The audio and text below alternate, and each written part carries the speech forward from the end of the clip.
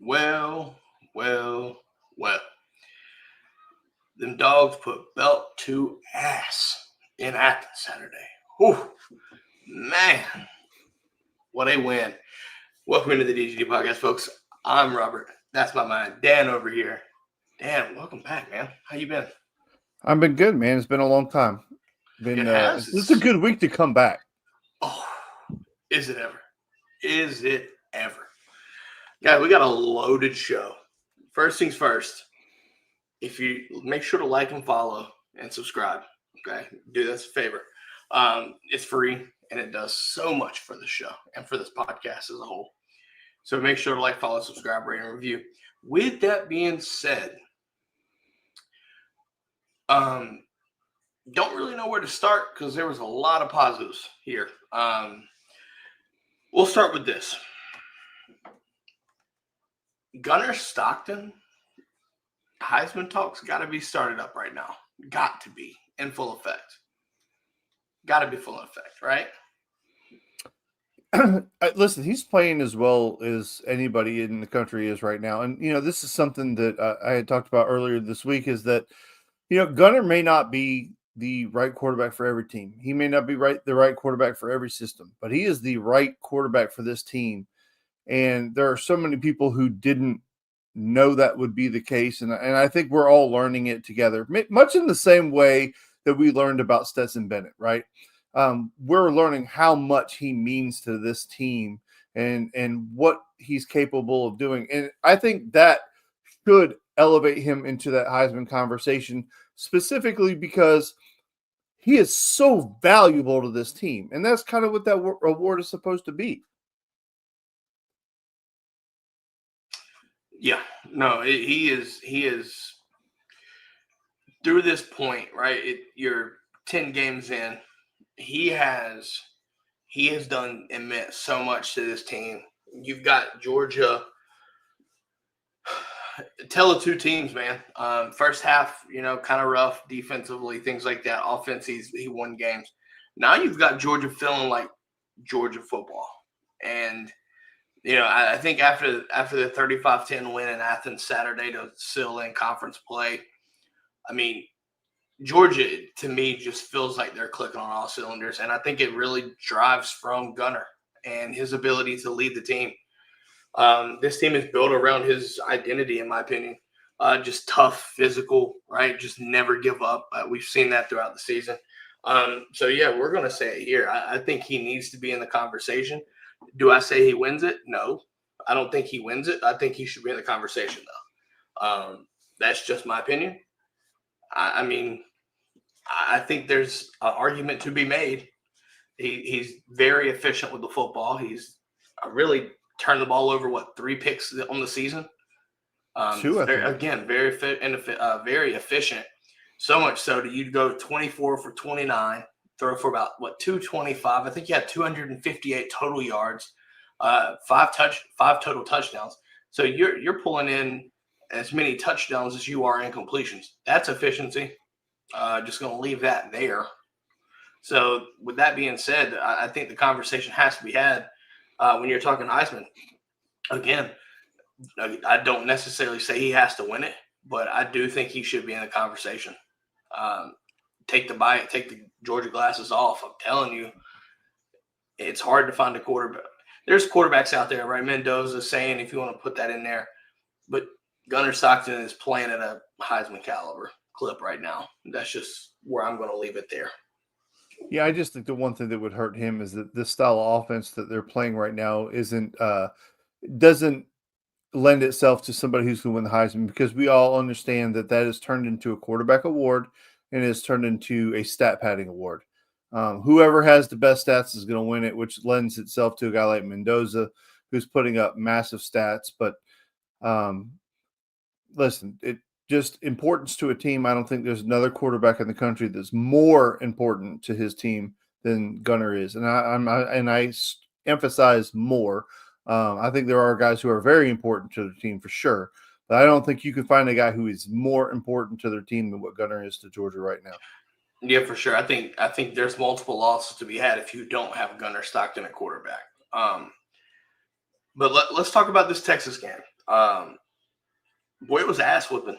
And I got to ask you this question and let us know in the comments here. Welcome back. Getting a lot of these guys back in here, getting in the swing of things. Did you ever feel like this game was going to get like out of hand, or do you think? Because for me, I felt eerily confident about this matchup. Once we got to the lead, took the lead, go 14-3. You know, I felt fairly confident. I know they brought it to 14-10, but even at 14-10, Dan, I didn't feel really nervous like I would in games past. Did you feel I, that way, or how did you feel about it? when we're able to hold the script to 3 points, and then we're able to go down and score, I felt really good about that, right? Steve Sarkisian, regardless of what you want to say about him, he is a good football coach and he is a good play caller. And to be able to hold his script, because he's had 2 weeks to put it together, to 3 points, I think is a huge win. Also, if you take into consideration that Georgia's defense, I apologize, hasn't gotten off to just electric starts to begin with. So to hold the script to 3 points and then to be able to go down and score, I felt really good. Then to hold them, on the next drive, get the ball back and then go down and score again. I started to get the vibe that this could be kind of like an Ole Miss game where we score on every possession because we were just having so much success. Got to give a lot of credit to Texas's defense. They really bowed their necks for the middle 30 and really slowed down the attack. Well, hell, they stopped the attack, right? I mean, we didn't do really a whole lot productive in that middle 30 of the game. At that point, started to get a little bit worried, right? Because now it's 14-10.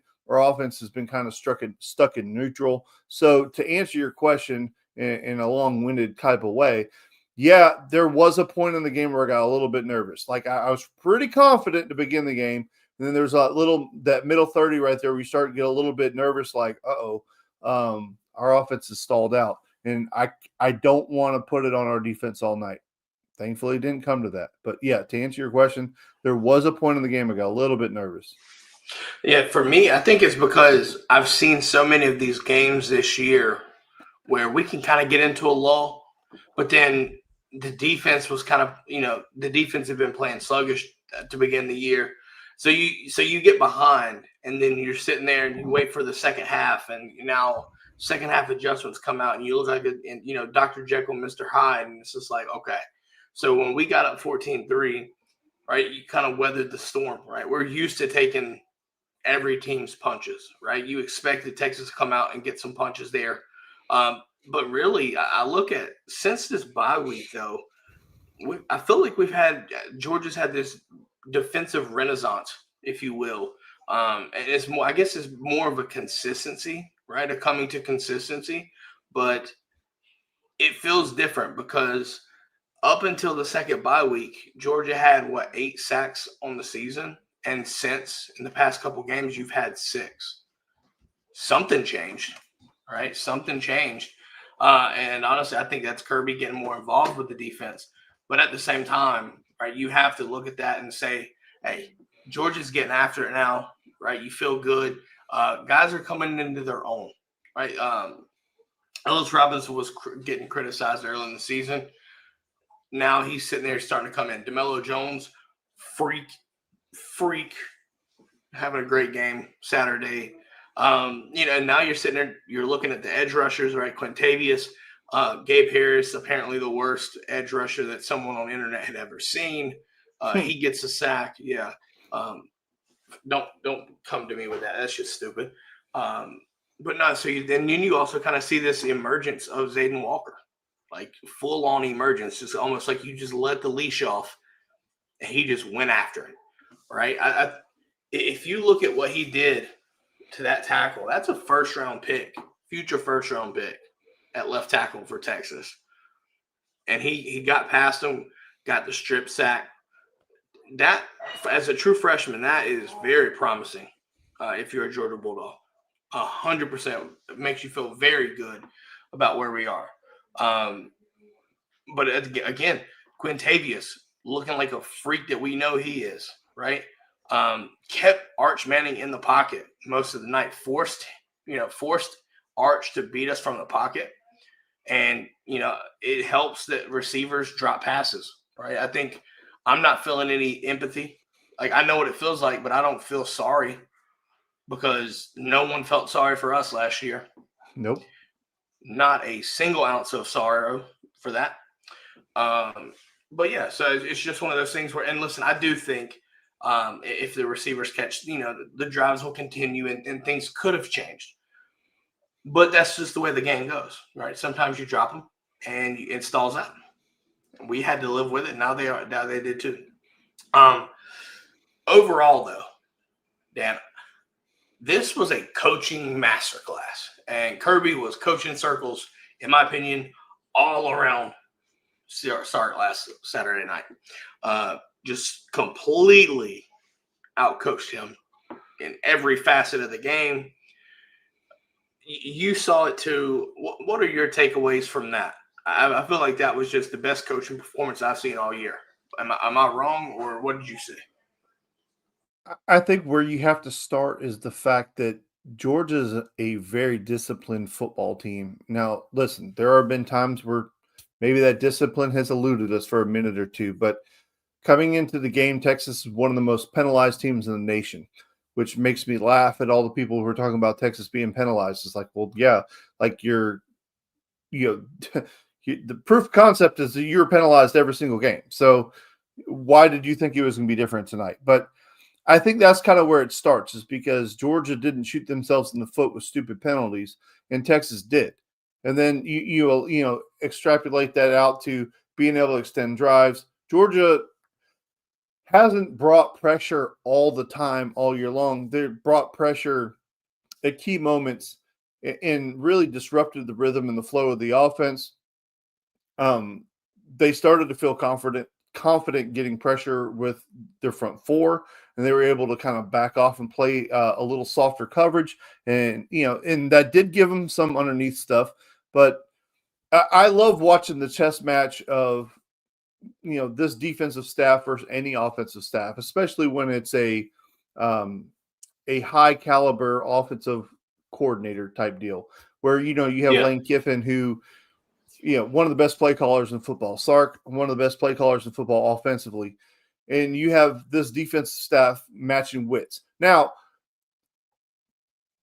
Texas won some of those, right? I mean, there were some concepts that were really solid, some wide open guys. Arch did his job and delivered a good football, and they dropped it. To go back to your point, I'm not going to feel sorry for drop passes, but they were winning some of those. However, their players weren't up to the challenge. But to your point, the coaching, taking advantage of situations. Defensively, Texas's defensive staff, I thought, did a really good job, especially in that middle 30. Given those first two drives of the football game, it looked like Georgia was going to have their way. So you have to give Texas credit for correcting some of those mistakes. But, I know where you're going with the coach's stuff, because that play call on 4th and 1, when you line up such a beautiful design. It was such a beautiful design. You had the power eye, and I actually thought Gunner turned the wrong way at first, because I thought for sure we were running that thing with McCray or somebody up the middle. Well, yeah, because Dan, in that specific one, just kind of break it down a little bit for those that might not remember what you're talking about. Dan, you're in 13 personnel. You have Josh McCray on the field. You also, within that play, right, pre-snap, you shift Monroe over, right? So you've got an over right now. All of that being said, dump it out to the running back. You play action, dump it out, bam. They gained 7-8 yards, I think it was, on 4th and 1. Really stopped the momentum there from Texas defense, because at one point they'd kind of gotten you to a point where, that was one of those moments, right? Like, you felt like you were getting a good, decent drive going, and you kind of needed that. It was a shot in the arm for Georgia. And I know you don't listen to 680 The Fan, but 680 The Fan here in Atlanta has a guy named Chuck Oliver. He calls himself the king of college football. He brought a really great point up today, and he was talking about, there are coaches in the college football world that are known as kind of riverboat gamblers, like they're willing to go for whatever. And Kirby has never been that, right? Kirby has been, we are going to wear you down. and we're going to play a certain type of just football where we don't take any chances. And Kirby is starting to take some chances, going for it on fourth down twice, even though he said they were never going to go for it on that second one. It just happened to work out. And then kicking the onside kick. He's like, if you have an extremely organized, detail-oriented coach who's now willing to take some chances, like the rest of college football could beat a lot of damn trouble. Dangerous. I will say this though too. I think when I look at the decision to go for it, I also look at it a little bit deeper in a sense that I think he's given a full trust in Bobo on the play call. I mean, he had talked about he had saw the play design, he was okay with it, and he decided to run it on that 4th and 1. Kirby's not, this season on 4th and 1, I think he's trying to show we can do this, right? Years like I think last year prior and everything like that, like there were times where 4th and 1 we were getting stopped, and now he's extremely confident with that. And so I just look at it and say, now the 4th and 5 was wild. I mean, I know he talked about it in the press conference. He just got them to jump because they were not going to go for it. That's obvious in my opinion too. But you get that aggression and you make them jump off sides and get the first down, go down and score. But yeah, no, I think you're right though. Them taking those chances. I mean, we've done it more this year, and it's actually been fairly consistent. I think he broke tendencies on that too, if you really think about it. Especially that 4th and 1. But I think that was a perfect example of breaking tendencies. So much that I'm saying this because you had all the pieces lined up to show run, and really right up the middle or to the right side. I mean, the shifting in a row, right? 13 personnel, all of those things. But to then break the tendency, play action, dump it into the flats and get 7-8 yards, that's demoralizing because if you have that ability, right, to break the tendencies, it just poses nightmares for defensive coordinators. You know what I mean? And so, obviously Kirby talked about physicality, which I want to talk a little bit about in a little bit, but it's not always about the physicality. It's about coaching, and that's a coaching thing, breaking tendencies. Yes, you want to be physical, but you can't just lean, especially against that type of defense. You can't just lean in and just lean on one thing, and that's it. You have to be diverse. You have to be diverse with how you attack these teams like this. That was a perfect example. Perfect example. But yeah, I think you're right there too. That taking that chance though. In my opinion, Dan, that might be the call of the year. That onside kick might be the call of the year. I mean, am I crazy to think that? I think you're going to be hard-pressed to find another call like that changes the game completely. Like Kirby even said at this press conference, if I don't get it, you're going to think I'm an idiot. Well, you did get it, and it completely changed the makeup of the game. From that point on, like, the drive prior combined with that next coming up drive, they held the ball for, I think it was 11:26 or something like that. That offense had multiple, I think it was 11:26 of clock time, and probably about 30 minutes of real time. The Art sat his little happy ass over there on the sideline after trying to go super hype man. It completely changed the game. So to your point, is that the call of the year? Yeah, I mean, obviously Georgia has more games in the future, and only my assumption is that games are going to get tighter and tighter as the season goes on because the competition is going to go up. But at the moment, that is the call of the year, and I think you're going to be hard pressed to find one that completely flips the script the way that did. Well, I mean, like you said though too, with that, the timing of it is what is the most important factor here. I think that's the most just awe-inspiring moment. Dude, nobody saw this coming. Like, you heard the broadcast. Like, Yeah. I remember sitting here. I remember sitting watching that, and I'm like, all right, we just, we're going up, 21-10. And then all of a sudden you see the onside kick, and I'm like, oh, and you get it. And it's just like, oh shit. And then honestly, I'm gonna save it. But yeah, that was the moment in my opinion. But go ahead, what you guys say? Jonathan Williams. He was in the press box watching the game. The doctor. We have a group chat, and obviously real life is a little bit faster than TV. And he texted, he goes, "Holy shit." And I was like, "What? What?" And then all of a sudden I saw it. I was like, "Holy shit." Like, oh my God. Well, it's like the longest yard when everybody's like, "Oh, I think he shit himself." Like it was one of those things where like that text came through right before it happened. And I'm like, what could have and I was like, oh my God, did they run it back? And, so I'm thinking the worst possible thing just happened. And then that happens. And I go nuts. I just went absolutely bonkers. I'm jumping Oh, it up was and down insane. like that It was just insane. happened. That just happened. Well, I mean, I would not have expected It's out of character. this. Well, for sure. Yeah. But he was hyped up. He was hyped the hell up too. He was hyped up, man. That's what I love to see when Kirby's loose like that. That's when it gets fun. That's when it gets fun. But I mean, to your point, though, Arch. But think about it. This is how demoralizing this is. You catch your score, right? You get your score off the gunner interception, right? So you get down there, you throw it to Wingo for the touchdown off that slant. Good throw, good slant, by the way. Big time throw there. But then, Georgia goes down, drives and scores. That onside kick, though, to get the ball back, keep Arch off the field, and the next time that Arch comes back onto the field, you're down 28-10, not 21-10. That's rough. Or you left the field when you were down 14-10, and now you're 28-10. Just to kind of shows you how big of a momentum shift that was. That was insane. It was insane. It's demoralizing. That's what that is. It's demoralizing. Honestly, and I said I wanted to come back to it. I think now's the time to do it. In this game, I did not expect this, but I think we watched Texas. We made them quit. I think that was the moment where they quit. Things opened up in that fourth quarter.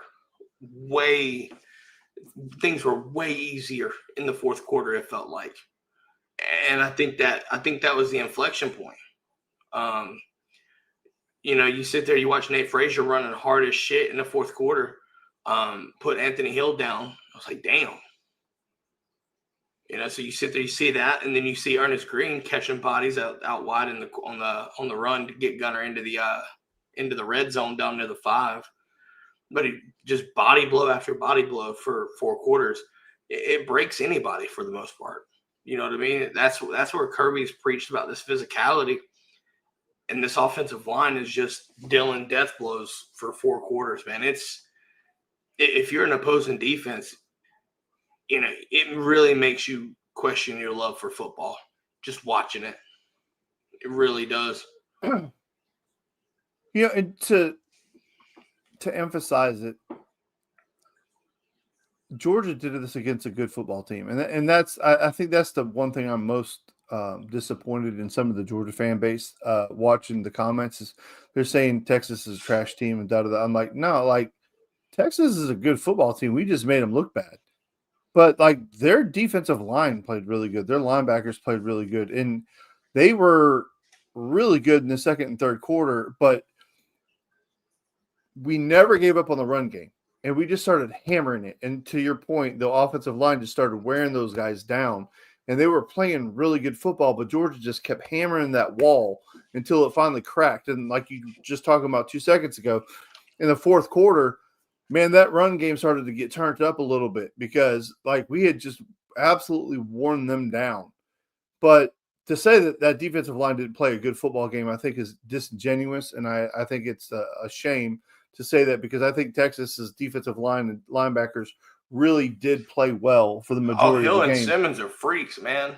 Yeah, so that's why to me, it amplifies what a great job Georgia did because they are so talented. And I think that's the part that makes me the most frustrated when I read some of these comments and stuff. Because like both can be true. Texas is good, but Georgia just played really good. And then they made them look inferior in that fourth quarter. I mean, you listen on the social media and everything, and you talk about this talent, right, disparity and everything. And I'm sitting there looking at it like, just because you recruit 5 stars doesn't mean it's the right fit for what you need. Like, Texas and Georgia are generally speaking, on the same level of recruiting, right? Your top 5, top 10, stuff like that, right? But when you look at what Georgia does, who they recruit, you look at the makeup of the players that they recruit through high school, and you build the culture the way we are. And Kirby talked about this in the press. I guess now is the best time to bring this up. Yeah, listen, he said it perfectly. He said, I think kids out here for checks now. You're going to get a check, but you're going to be physical here at Georgia. This is very much so a paraphrase. But at Georgia, you don't just get a check. You hit people.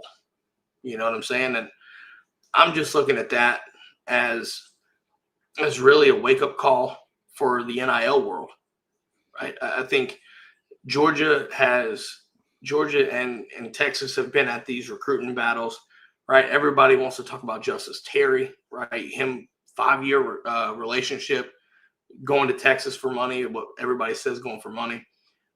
But Kirby took a shot at that. He didn't have to say in who, but we know. And honestly, I think it couldn't be more accurate and right, because what we saw Saturday was the perfect example of what he just said. He literally just reflected what you saw for 60 minutes. Physicality reigns supreme. I mean, good coaching, obviously, but talent be damned, buddy. That's coaching and physicality. Because by the fourth quarter, that defense did not want to tackle like that. Those runs that they were stopping at the line of scrimmage in 1 and 2 yards, that shit was opening up into 8, 9, 10 yards. A run. Just wide open holes. That's where that physicality comes into play. And Kirby's not wrong. The national media is agreeing with it. I agree with it. We've seen it. We've seen it. I know Texas recruits 5 stars, but is it what you need to build your culture? Because I think Texas needs to build a brand of physicality, and I don't think they're doing that. And I don't think they will.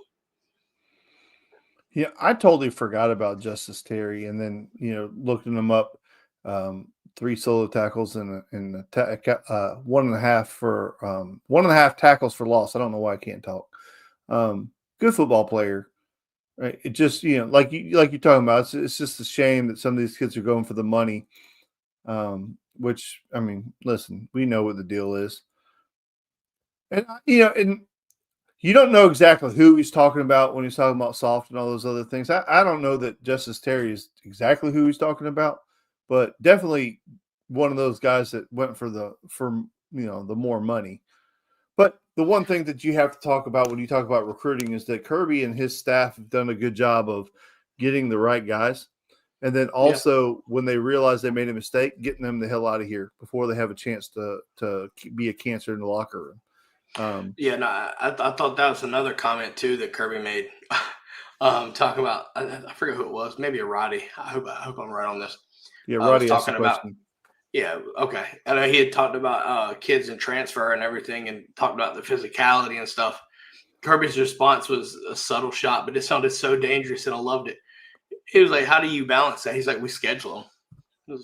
If they leave because it's too physical, then that means they're going somewhere where it's not physical. And so we try to schedule them." Talk about, I was just sitting there listening to that comment. I was like, God damn, Kirby, that was beautiful. That was beautiful. Now Kirby's been spitting some bars at these press conferences recently. Just saying. But you notice that he wasn't taking a lot of shots at Texas. I think he's taking shots. I think he was just talking about general shots. Yeah, for sure. Because for sure, Sark's one of his friends, and we know that in past experiences, Kirby doesn't go after his friends in the he doesn't go after Lane, he doesn't go after Sark, he doesn't go after Stoops. Not literally. I mean, he'll do subtle jabs, like friendly jabs. Sure, not sure. But when he's talking about sure. guys quitting and only playing for money, he's not talking about Texas. And he made sure to say that in his press conference. He said, "I'm not talking about Texas." I think the timing though tells me though, Dan, there was something behind it though, because you can't tell me it wasn't coincidental about the timing. Yeah, knowing there's all the somebody he's recruiting talking stuff about. that's I been don't going I on. don't know that it was Justice, but he's talking about somebody. I'm not going to speculate because it's not my place, especially on air. I'm not going to do Do you it. think so? I know so. I know who it could be. But it's I'm not not saying Justice, that. right? I don't think it would be. Maybe, No. but I don't think so. I mean, you keep in mind. I mean, you've lost. Let's look at it. Just kids from around Georgia and battles, right? Major battles. So you lose Justice Terry, you lose Derek Cooper, you lose James Johnson, right? Yes, and Tyler Atkinson. Like all those kids go to Texas, right? It feels like NIL heavy and whatever. But I think that's where Kirby has made the line in the sand, talking about, right. That's where that check statement comes into play. You don't just get a check here. You have to earn it by physicality. And I think that's why Georgia's built this model. Really consistent model, if you will. But yeah, we saw the physicality on deck Saturday, right? I mean, the blocking, the hard runs, right? Nate Frazier running hard, and it just sat there, and it took its toll. That 21-point fourth quarter, just 21-0 fourth quarter was just obviously the death blow. But like I said, what are you supposed to do? You basically Georgia just bent you over for fourth quarter, and it's the most important one. So, we asked the chat who was the player of the game. Let's see. So let's see. Tanil said, "Well, Thomas got 2." Talking about Noah Thomas got 2 touchdowns. Humphreys with 1. Gunner got his. Lawson 1. Zach Branch and Dylan Bell were instrumental. Said that's a damn fine team for sure. You and Tanil seem to be on the Zachariah Branch thing, and I understand completely. He has been. He's quickly becoming my favorite on the team. Yeah, I get that. I love watching him with the ball in his hands. I mean, it's just he hasn't had like the over the top, take the top off like Tyreek Hill. But he does have that like fast twitch like that where he gets the ball in open space. It's like you hold your breath. He's got the Ronald Acuna Jr. factor where like when he's got the ball in his hands, it's must see TV. Well, you saw Gunner step up in the pocket, right? Deliver the shot to Zachariah Branch, steps up and makes the 2 guys miss, and then he's off to the races into the red zone. Like in a blink of an eye, he gets a 30-yard catch off of roughly a 10-yard catch. And that wasn't even necessarily getting him in space. That's getting him downfield and making the guys miss. But yeah, from Saturday's game though, man, I've got to say, Gunner, man, Gunner was my player of the game. When there's several guys that I really want to call out because they had really, really good games.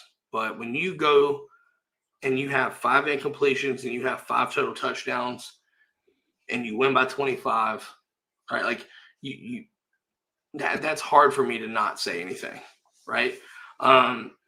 Didn't really play bad football. There was a couple read options I think that he could have made the wrong. I felt like he made the wrong read. Just my opinion. Playing option, what it makes you feel like if he pulls one, he's running into daylight, and it could be still running. And then there's one to the jet sweep where Zachariah Branch, if he hands that off to Zach, he's running too. Now the question is, are they designed gives? Don't know, but just based off of what I was seeing from the read keys, if he pulls it, he's running. We saw that happen first drive of the game, right, where he pulls it. Simmons comes in like a bat out of hell and catches the aggression, pulls it, runs it for like 20. It really helped out because it forced Texas by the end of the game. It really forced them to play flat-footed.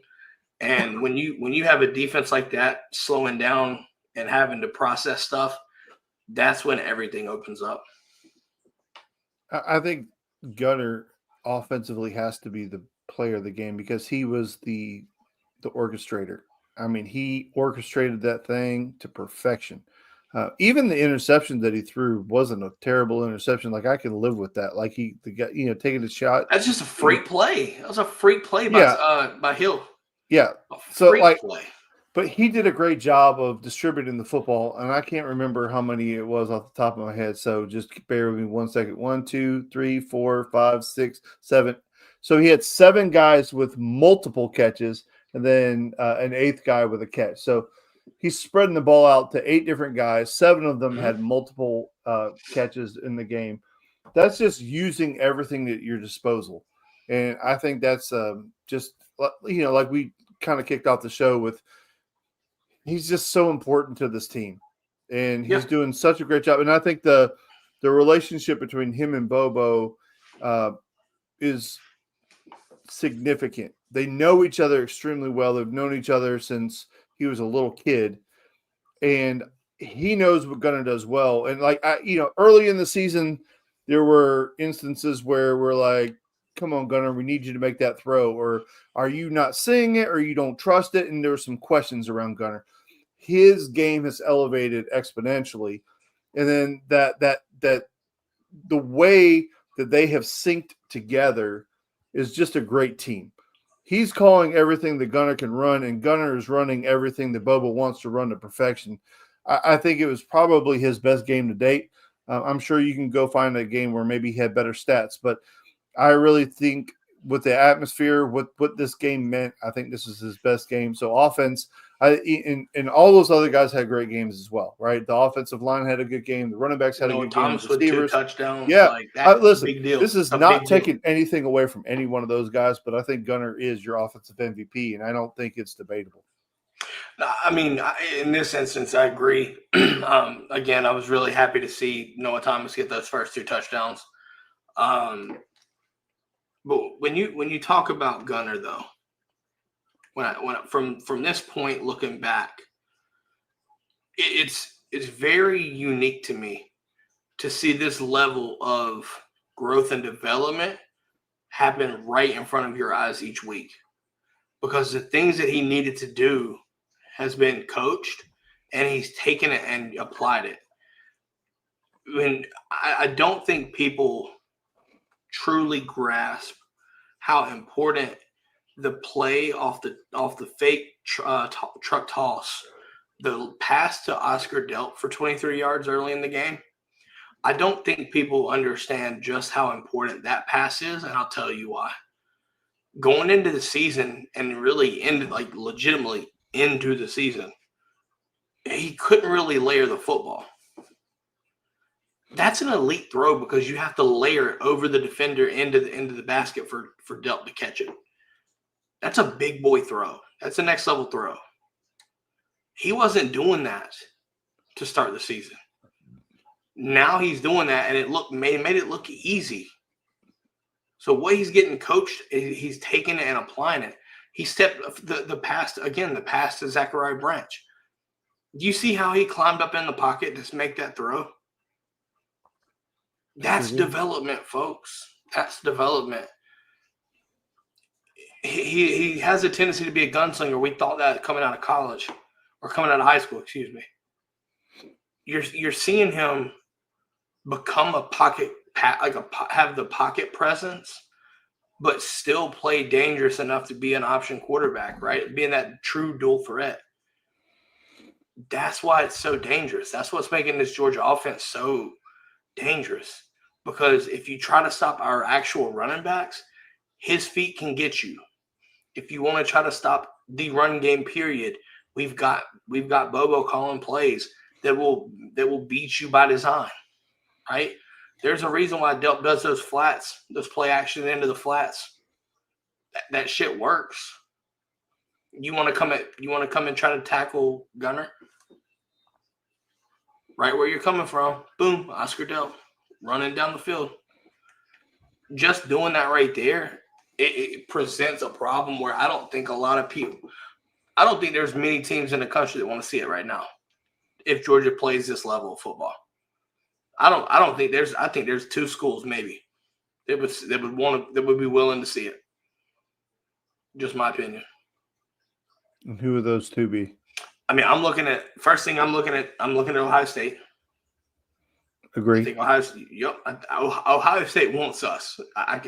That's the team that I truly think they want us. If I had to say second team, I mean, you look at Alabama, but I think us in week 5 and what we're doing now, it's a little bit different, right? Yeah. Outside of that, the second one can kind of go a multitude of ways. Maybe A&M. I think A&M could cause some problems. I'm not even going to hold it against what they did Saturday. Take it how you will. Coming back from 28 or 27 point, 27 point victory, or being down 27 to come back and win. It's impressive. But I think Ohio State for sure. I think Alabama wouldn't be scared to play us either. I mean, no, just because of the history. Yeah, I mean, there's no reason not to. But I think this team is a lot different than what they saw in week 5. I don't even think it's close. And we haven't talked much about this, but I think now, Dan, we kind of need to give it a little bit of time, and that's the defense. This defense is looking really good the past couple games since this bye week. Mm-hmm. Starting to get home. Starting to really understand to create pressures, keeping quarterbacks in the pocket, right? Making them beat you within the pocket, not getting outside and getting home, right? Zayden Walker strip sack, right? Like he had 3 sacks in the game, and you're playing first-round talent on that offensive line. Something's clicking. I think this team's coming into light. Keep in mind, people, the defense that we saw, right? It's young defense. A lot of these guys are freshmen and sophomores, right? Elijah Griffin, true freshman. Zayden Walker, true freshman, right? This is Chris Cole. Chris Cole got a lot of run last year, but this is their coming out party. Him, Justin Williams, right? So this is still a young team. Ajonye, he got hurt last year. So this is really his coming out party. So a lot of these guys are young, and I think now that you sit there through 10 games, they're no longer freshmen. You can't expect them to be freshmen anymore. That's the expectation. And right now, last couple weeks, it doesn't feel like a freshman-led team, especially on the defensive side of the ball. Well, I think one of the biggest things that you haven't talked about is the fact that C.J. Allen goes out of that game and we didn't miss a beat. We'll talk about this in a second. Yeah, and then like you talking about Chris Cole, Justin Williams, getting in there, stepping up, making big plays. Gabe Harris and QJ playing some of their best ball recently, but Raylan Wilson has just been on one. I mean, he's been on one. Now, I know you're talking about a lot of the young guys, but Raylan is out of all the guys, in the front 8 that have impressed me, like Raylan has impressed me the most. Like I knew he was a talented football player, and we've seen flashes, but he is becoming a complete player. And then a guy like Chris Cole just flashes all over the page. I mean, sideline to sideline, just his speed, his athleticism. What was it, like one of the first plays that he's in at outside linebacker? And I know it's not the first play of the game, but right after CJ goes out, they run a little swing pass, to the sideline. And I don't remember who the corner was, but the corner was blocked up. And that guy catches it, and he has a chance to run. And out of nowhere, number 9 just comes flying out of nowhere and makes that tackle. He doesn't get there and make that tackle. When he does, that has a chance to be a big play for Texas. You're right.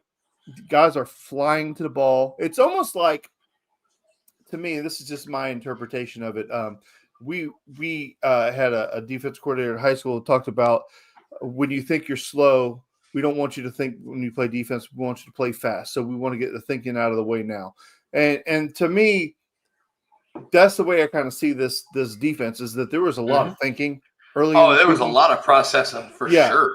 But now it's like these guys they're understanding what we're trying to do, and they're starting to play free and fast. And now it's starting to evolve into that defense that we envisioned, with the names and the talent that we knew was out there. And it's just starting to kind of come together. And damn it couldn't happen at a better time. But you were hitting your stride at the right time. That's a fact.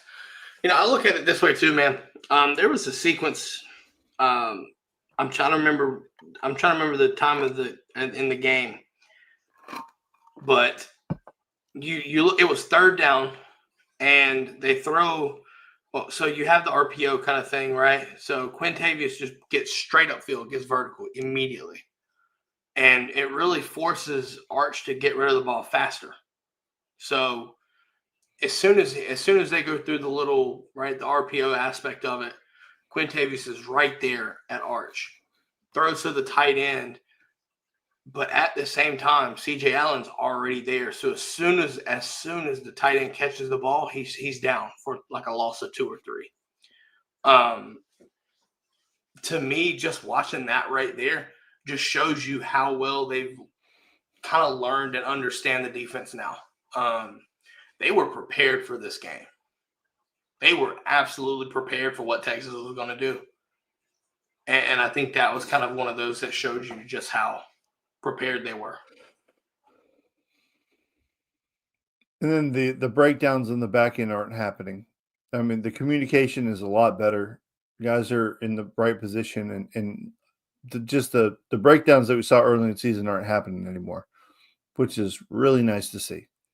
Yeah, to this point, for sure.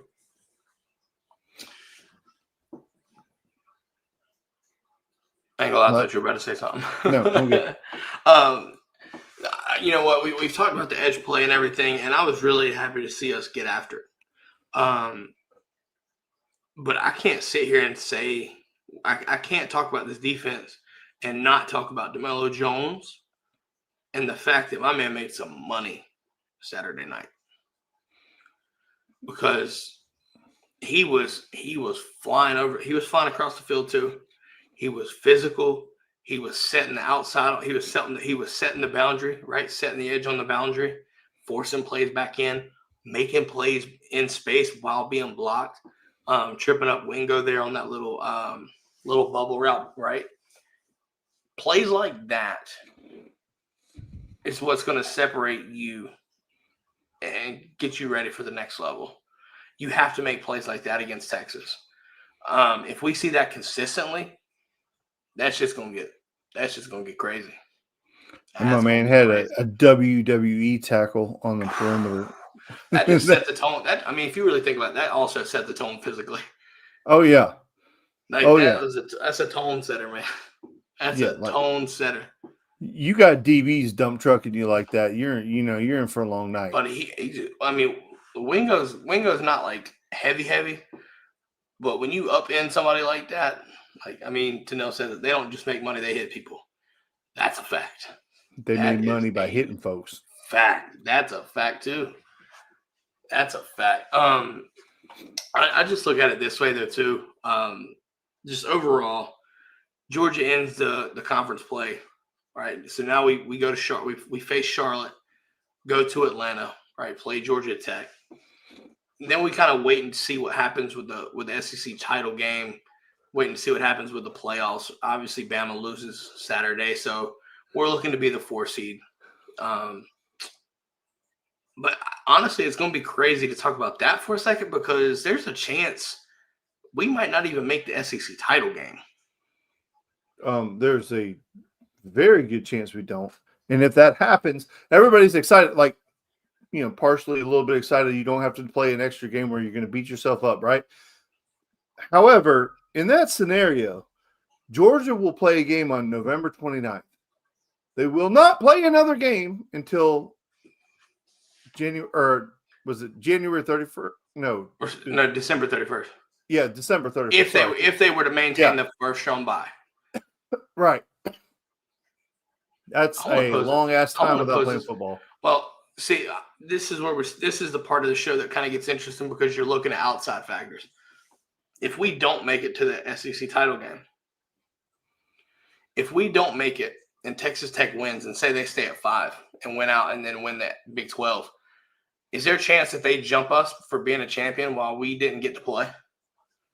I don't think that would be the case. Well, if they did, Dan, do you know what that means? there's a chance that Georgia could be a 5 seed, and that means hosting a first-round playoff. Yeah. That would be insane, sir. I'm telling you right now, that place would go absolutely bonkers.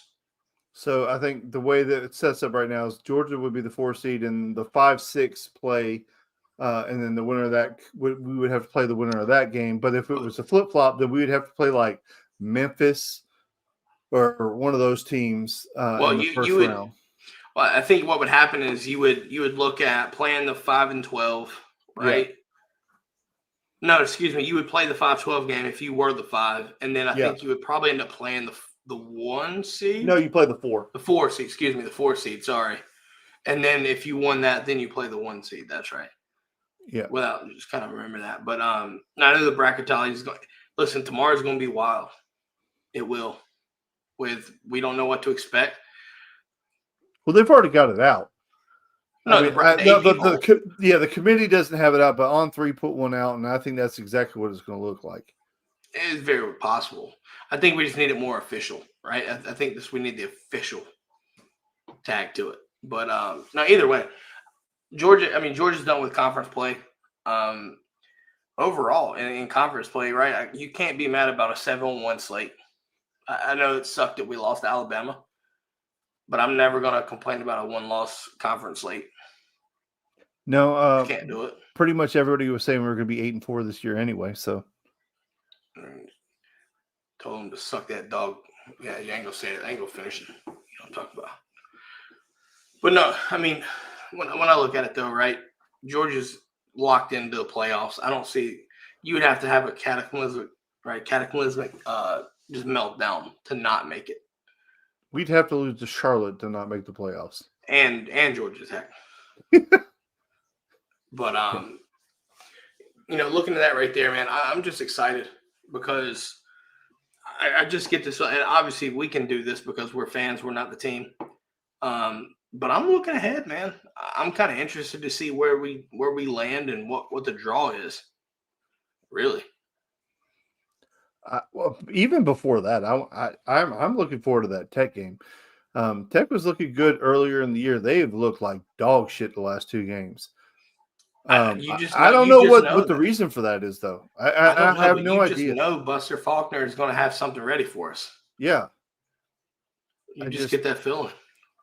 Yeah, I mean, it has a chance to be a good game, but I have a feeling you give – I think Kirby does not want a repeat of last year.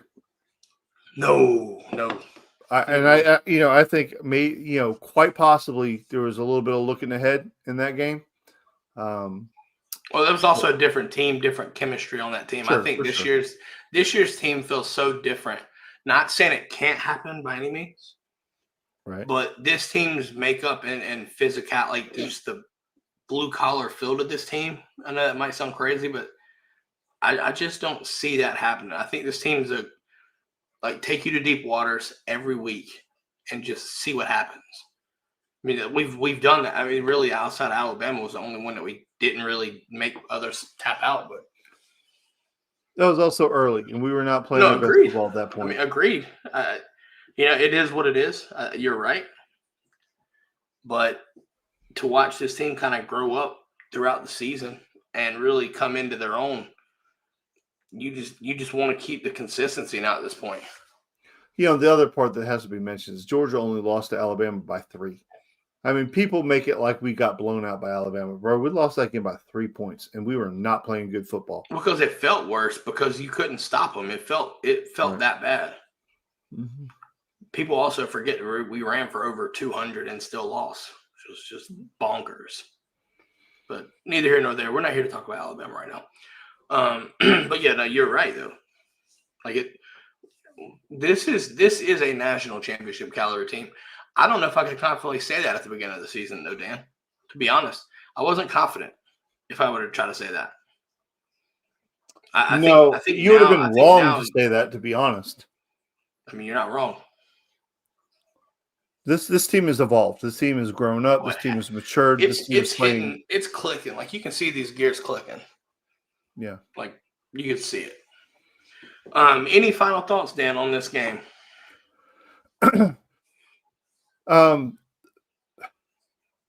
It's just been a hell of a year to watch this team grow up, and I just think that was a crescendo to a build up, right?